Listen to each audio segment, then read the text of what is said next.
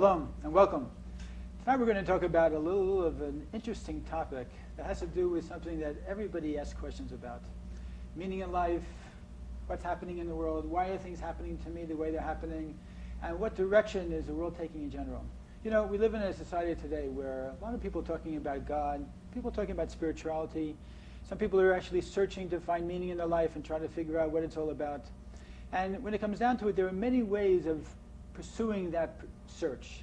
A person can go off and study in some yeshiva or some other place of study in order to be able to delve into the sources.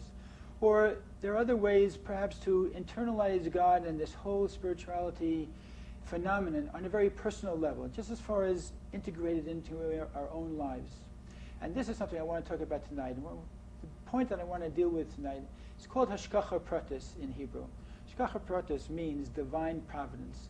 To feel that there's reason and meaning behind everything that happens to us in our lives. That's not just chance coincidences, not just mistakes that might be happening or things that might be occurring that we become a victim of, but that there's real meaning behind each and every event that occurs to us in this life. And for this topic, I was thinking, who could I ask to join me to discuss this particular topic? And I thought, no better than my own close spiritual advisor and challenger and friend, my wife. So we're going to have a very interesting discussion because Chaya and I, of course, live very much of our lives according to the belief in Hashgacha Pratis. And I want to talk about ways that we can, up to this point, and even ways perhaps in the future, and share with you ways to really try to integrate that belief in there being meaning behind everything in our lives on a daily basis. So without further ado, I want to, of course, introduce again my wife. For those of you who have not met her, she's one of my favorite guests on the Jewish Spotlight, and we're happy to have her on again tonight. Chaya, welcome back on. It's always a pleasure. Good. So let's get to the topic here. There's a lot of meat to discuss, and I really want to jump into this. People live their lives. Some people go through the whole life feeling, of course, that one coincidence, one mistake, one accident, one mishap happens after the other. But of course, the Jewish perspective on this, especially the way the Hasidic Rebbes and Jewish mysticism sheds light on it, takes a very completely different view of it. Maybe you can just start off by giving our audience a little bit of an overview of how we experience Hashgacha Pratis, how we refer to Hashgacha Pratis, divine providence, on a day-to-day basis. Well, that's a bit much on one foot, I think, but the basic concept is that God is involved in every action, every process, every experience in our lives. Some people view creation as if God took a ball and set it in motion, but is totally separated and not involved in it.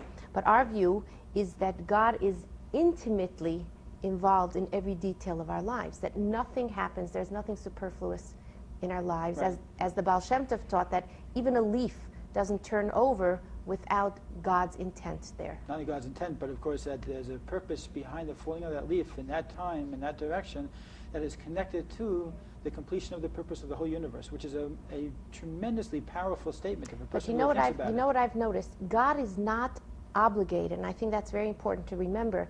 God is not obligated to always show us the flip side of the coin. Right. Sometimes when we miss a flight or when something seemingly negative happens to us, and then we say, wow, now I understand the process. If that would have happened, then, you know, kind of like the domino effect. But God is not always obligated to let us peer behind the curtain, so to speak. He can do what he wants, because I think that's one of the definitions of God. Right. This would be one of the explanations for why bad things happen to good people, without going into the topic in great detail, because that's not the main thing we're talking about now. Can God do bad, though? Well, anything that comes from God we believe is good. Now the question is, what does it mean that it's good? For us, it can be painful, sometimes it can be grievous or mourning. It could be something that causes a tremendous amount of discomfort or loss. However, from God's perspective, we say that everything has a good reason. Just to give an example, I mentioned to you a few weeks ago that one of the students in one of my classes mentioned to me a story that was incredible, how her husband had unfortunately passed away at a relatively young age because he'd been in the hospital, had some surgery, minor surgery, but had gotten some type of infection, and within 3 months he had passed away. Of course, there was a tremendous amount of anger against God for something like this happening. How could you take my husband at such a young age, especially with such a type of incident? Right. Until the autopsy came back a couple of months later. And of course, in Jewish practice, we don't usually have an autopsy. For some reason here they did have, but came back and it showed that he had the beginning stages of liver cancer, which of course is a very irreversible, painful and long stretched out type of death. And then all of a sudden the perspective changed. Now, just like you said, sometimes we don't see the other side of the coin, but we believe that there is a meaning behind everything that comes, because if it comes from God, we believe that God is a God of goodness and a God of love and a God of kindness. But you know, some people have this concept of God that he is so big and so much bigger. Why would he care about what happens, certainly to a singular individual, you know, for sure a leaf? Why would God care? I think the answer to that goes back also to something, an answer to a point you brought up about how God is involved in our lives. God is very much involved in our lives. Some people think that God is, as you said, out there. Or some people will say when we proclaim God's oneness, say monotheism, which is the basic message that Judaism brought to the world. We believe in one God. Now, some people will say, well, we believe in one as opposed to 2, 3, or 4. We believe there's only one up there. Right. But really, in a deeper sense, when we say the Shema Yisrael, Hear, O Israel, the Lord our God, the Lord is one, the basic tenet of Judaism, we're saying that everything is part of that oneness. Every cell, every molecule, every particle of this universe that God is creating is a part and parcel of that oneness. So in other words, God's involvement is equally distributed through the whole of the universe, whether it be the highest of spiritual heights to the lowest of most mundane levels. And as a result, we see that God's involvement is on every single level. And to say anything else is to a certain degree a denial of that oneness, a denial of monotheism. It would seem that God wouldn't be capable of being involved in the details then. Right, exactly, which is denying Hashem's ability. It denies his God's power. infinite power. There's a very interesting statement that if we say that God is only infinite and not finite, we're limiting God's infinite nature. So what is he? Both. He God is is both. infinite, but able to enclose and become part of, while creating the finite. But the interesting thing is, and this goes into a little bit of Hasidic thought, that the finite really, by definition, is infinite in potential. One second. The finite is infinite in potential. We see this, for instance, by the atom bomb. You take a little atom and you treat it in a particular way, you see an incredible amount of energy that comes out of it, even in a physical level, how much more so in a spiritual level, where even the smallest of particles in this world that God creates has within it, in fact, the essence of God himself. Amazing. So when a person realizes this, what is the result? If a person goes around, lives a life, feels that God is not just up there, but God is really down here. God's part of my kitchen. God's part of my bedroom. God's part of my sports activity. God's in every part of my life. There's a tremendous amount of simcha, of joy, that comes out of this also. Why wouldn't there be guilt presence. there? Guilt? Or fear. If God is involved in every aspect of my life, doesn't that cause a person to get nervous? It can definitely have both. In fact, Judaism talks about having both awe for God on the one hand and a love for God on the other hand. In fact, it's interesting you mention that because there's a very interesting statement from the Zohar, which is one of the main books of Kabbalah in Judaism, Jewish mysticism. And it says that all the 613 precepts and commandments of the Torah are compared to the to the body of a bird. Mm-hmm. The main body of the bird, besides the wings, is the 611 mitzvahs. However, love for God is one wing, and awe for God is the other wing. And you need both in order to be able to have your mitzvahs, your service to God, your relationship to God, to have them elevate and to have them fly. A person could be a very good person, could be a moral person, could have everything else, be doing all the right things according to the book, completing the letter of the law every possible way. But if there's no love or awe for God, then it's really not elevated.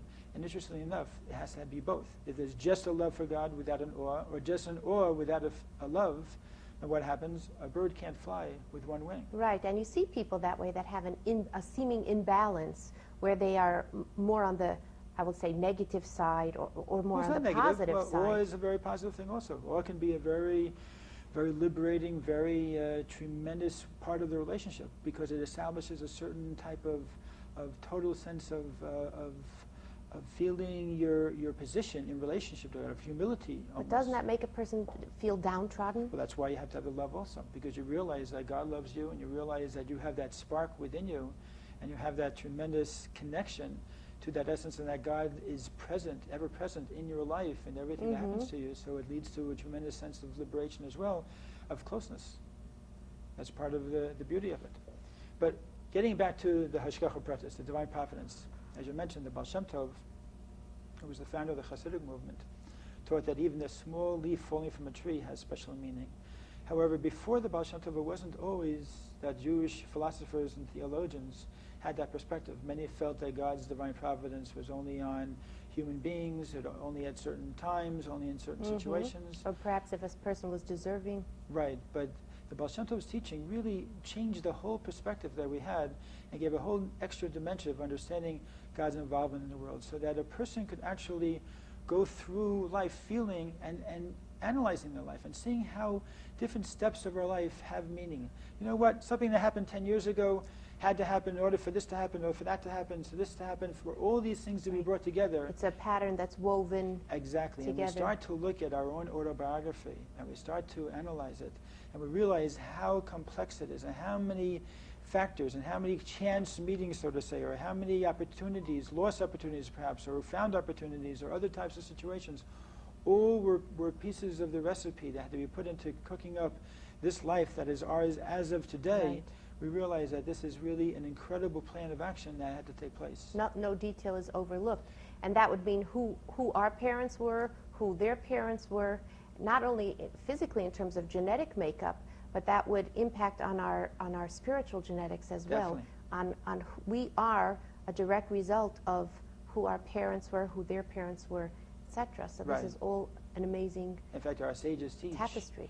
that God waits to place the soul of an individual specifically into the family, the situation, the socioeconomic status, all the circumstances of life, to be fit and proper for this soul to be able to fulfill its purpose. So that there's no mistake why Right. we happen to be born in this body, with these parents, as you say, with these circumstances. That's all part of the package that we inherit, that we have to live through during the course of our life. Let me ask you something. If nothing is random, certainly on an individual level, how about globally? I don't want to limit it just to politics, but even the weather, is there, all of that is part of God's master plan? There's a pattern to everything? There's God's master plan, we believe, comes into everything. Even when, God forbid, there are terrible calamities in nature.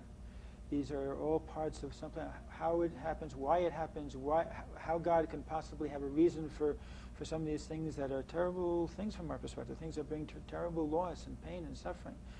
We can't understand why that is part of a master plan, but that we believe that it is part of a master plan, yes. But then, of course, the question comes up also, where does free choice come in? Right. If God has orchestrated everything, how do I fulfill my individual purpose, or how do I exert or exhibit my own free choice? So, would you like to answer that question? I think that perhaps as God sets up the circumstances, but within that framework, I have to act as an individual. I have to rise to the occasion, so to speak. I don't have a chance to choose the set of circumstances, but given my scenario, the script was written, the scenery was painted, the other characters are all on stage, but how I act out my role, what I bring to that scene, I think that's where my free choice is. Sure. In terms of, number one, the attitude, and also choices that you have during the course of that journey, going through all those circumstances, choices of right and wrong, choices of how to handle a situation, how to deal with your fellow human moral beings, issues. all the moral issues. In fact, it's interesting. The Torah says in Deuteronomy that that we have a free choice, and God wants us to choose between good and evil, between life and death. Meaning that our free choice is specifically not necessarily whether or not I'm going to like this apple pie or that blueberry pie, because the fact is that's already programmed into my genetics, whether I like one or the other. Right, they're both fattening, so skip it. Yes. But let's say if I was on a diet, and somehow one of these was somewhat dietetic, and even though I like the other, I chose this one because it was dietetic, and I know that I have the responsibility to take care of my physical body, even if it's against my nature to take that one, because I like the other one better. But if I do that, that's Was that free choice? Even something as simple as that is considered to be free choice, because we're doing something not necessarily according to our programming, our nature, our inclinations. We're doing something because it's the right thing to do, because it's something that in God's plan or in our own knowledge of ethics and morals, depending on who we are and where we're coming from, we know this is the right thing to do. Not the comfortable thing to do necessarily, but the right thing to do. I once heard somebody give a good explanation of the expression, it's lonely at the top. So they said it's lonely at the top because sometimes when you look around, everybody is groveling on the bottom, and you've been left standing there because you've chosen the high road. You've chosen to pursue a moral path, and you look around and nobody else is there. So yes, sometimes it is lonely at the top because everybody's checked out. Okay. But you know, there's another interesting thing you just reminded me of also. When you choose to try to live that type of life also, it's a realization that comes with it, I think, which I think is very, very liberating, because there's so many people in our society today who feel victims. I'm a victim of circumstances, a victim of my boss, a victim of my spouse, a victim of my children, a victim of, and we have this victim mentality that goes on and on and on. And I have a right to be a victim, and this is something that God did to me, or this person did to me, or whatever the situation, or I have a sick child, or I have a problem, I'm a victim. And this perspective turns the tables completely. It's a very, very interesting perspective. Why? Because all of a sudden when we start to take responsibility for who we are, what our set of circumstances are in life, and we say, you know what, this is not a mistake. You know what, there's a purpose why I am in this situation. Joe Schmo down the street, or my barber, or my next door neighbor, or my hairdresser, or whoever it might be, is not in that situation. I'm in that situation. And there's a reason why I was, quote unquote, chosen to be the one to be in that situation. So when that happens, and then we take responsibility for those things in life that happen to us, and then we look at it as having an extra dimension, we're no longer victims. To the contrary, we become very proactive in the way of knowing, you know what, this is something that I have to deal with. I can't just tuck it under the carpet. I can't just ignore it. It's in my table and in my house for a reason. I think the Rebbe used the expression often to remember that there's a hand in the glove. That imagery helps me. That's a beautiful that there statement. is a hand in the glove, and that someone is orchestrating things. And yet within that orchestration, I still have to be the person that I am, given the set of circumstances, or my limits, or my talents. What will I do with these set of circumstances? And it is very liberating. Speaking of the Lubavitcher Rebbe, remember once many years ago when I was a yeshiva student, before I even met you. Uh-oh. Life before me? Yes. BC, before Chaya. Oh, cute, cute. So what happened was, the Rebbe gave an address to about 100 Israeli soldiers that had all been maimed and were very, very handicapped. And I remember seeing them coming into 770. And at that time, 770 was the Lubavitch synagogue. And I remember that time the Rebbe spoke a beautiful talk in Hebrew about each of us, that our purpose is to be in this world, and we have the marriage of a body and a soul. And that marriage between the body and the soul make us a human being. And we all have a very important purpose to fulfill. And the balance between the body and the soul is very important. So the Rebbe said something very interesting. He said that the fact that a person has a physical handicap is a proof that there is a spiritual soul there of great magnitude and great intensity that is there to be able to compensate for the handicap of the physical body. And there was a very powerful statement, because it also has to do with believing of God's role in our life, and believing in Hashgacha Pratis and divine providence, and that there is purpose behind what we deal with. Not everybody's purpose has to be the same. Not everybody's purpose has to be to have 2 kids, a dog, a swimming pool in the backyard, to be making a certain amount in order to be able to retire and then go down to Florida. But to go through that purpose with this physical limit is a tall order. It's a very tall order. There's no question about it. And I think that's where prayer comes in, that we can all the while bear what we have, but still ask God to either change the circumstances, or at least to enable us, or to give us the strength to be able to pass the test or the challenge that we have then. Yes, that is the power of prayer. That is the meaning of prayer, to ask God to change those circumstances, and to redirect and to give us strength also to deal with or to handle if not to change it, then definitely to be able to have the strength, inspiration, the insight, the inner feeling to be able to go through these experiences with a positive perspective. I think that the analogy that I gave the children once was,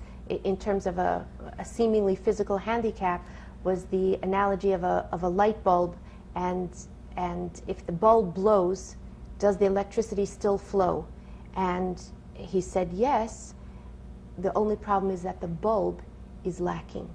So the same thing, like you said, between the marriage of a body and a soul, that the soul is healthy and vibrant and complete 100%, but there's perhaps a lacking in the bulb, so to speak, in the body, but the marriage is still there, and our challenge is to see the total spirituality within the limited physical environment. Yeah, and sometimes it's very difficult Sure.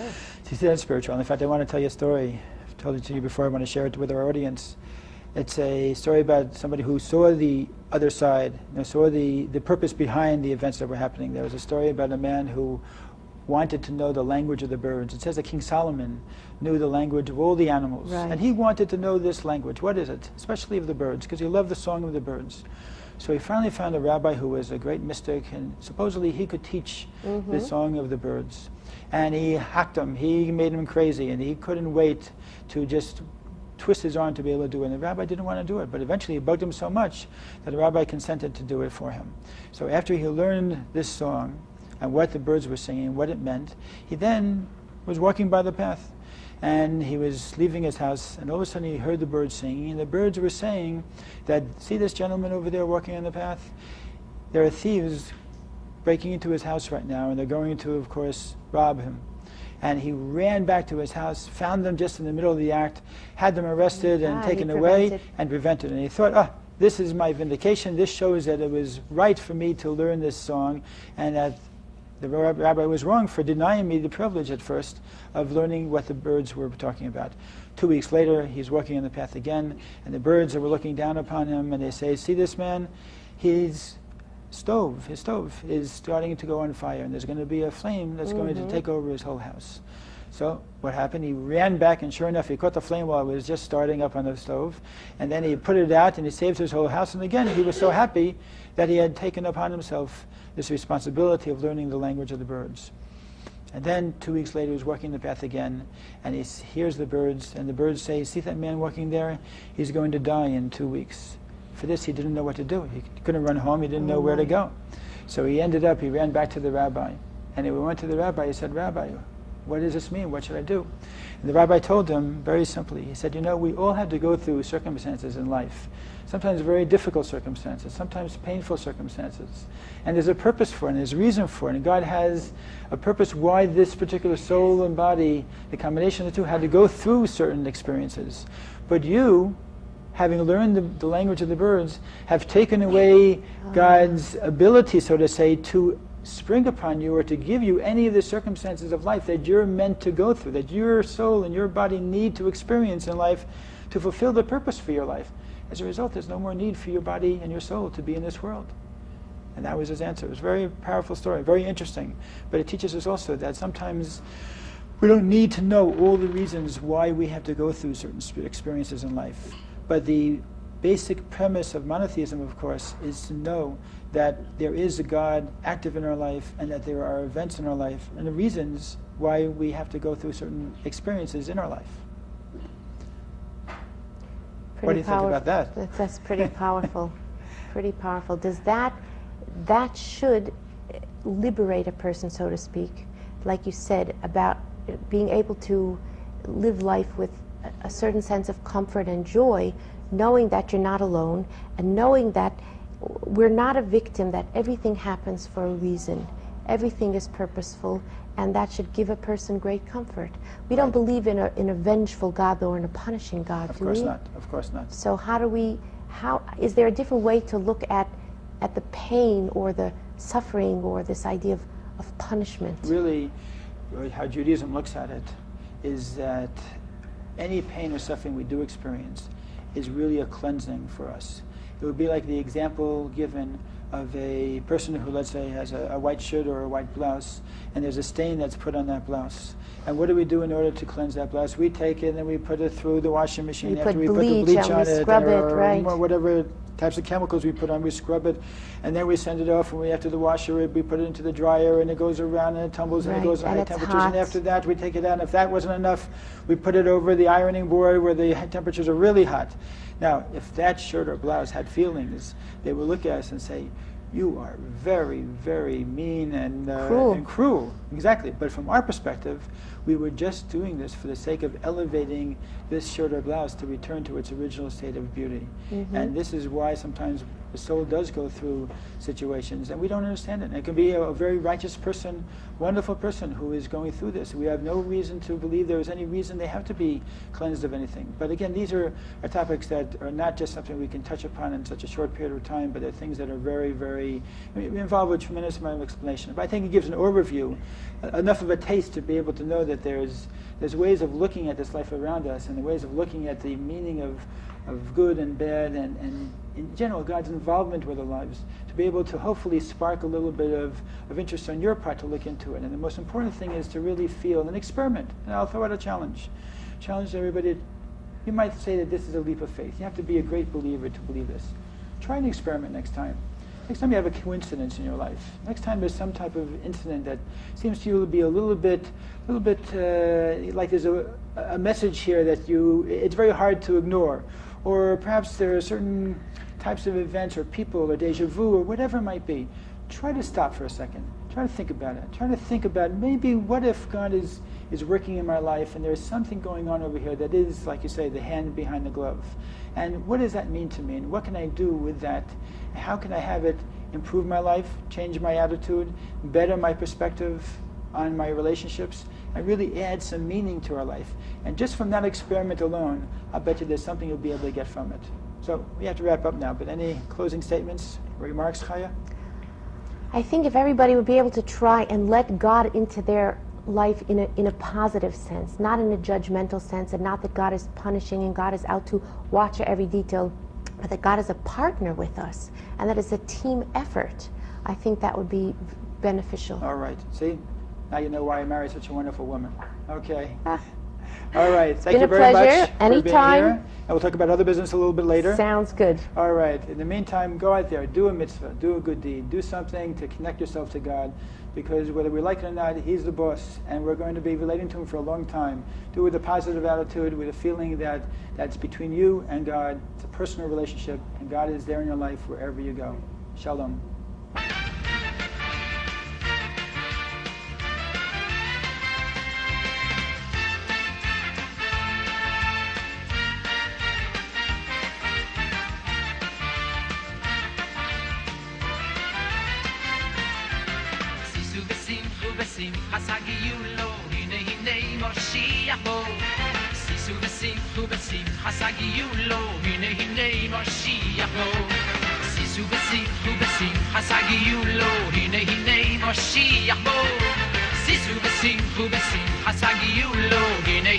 Mashiach.